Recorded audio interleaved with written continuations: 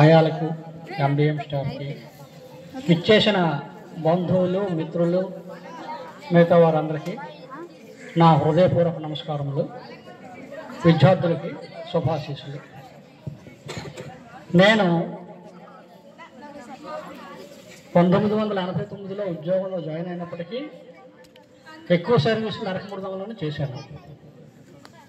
నరకమూర్ధం నా స్వగ్రామం. నా స్వగ్రామంలో నేను చేసినందుకు నాకు ఎంతో గర్వంగా ఉంది. నాకు తోచినంత విధంగా నా ఉద్యోగ విధి నిర్వహణలో నేను సక్రమంగా చేశానని నేను అనుకుంటున్నాను. నాకు తెలిసినంత ఏ విధమైన తప్పు చేయకుండా నా విధి నిర్వహణ నేను నిర్వర్తించాననే భావిస్తున్నాను. నాకు తెలియకుండా ఎవరినైనా మానసికంగా కానీ ప్రత్యక్షంగా కానీ పరోక్షంగా కానీ బాధ పెట్టినట్లయితే వాళ్ళు నాకు మనస్ఫూర్తిగా క్షమించవలసిందిగా కోరుతున్నాను.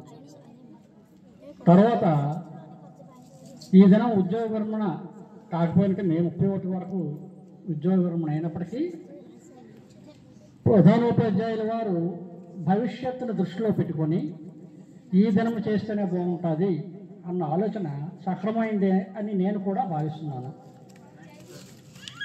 ఎందుకంటే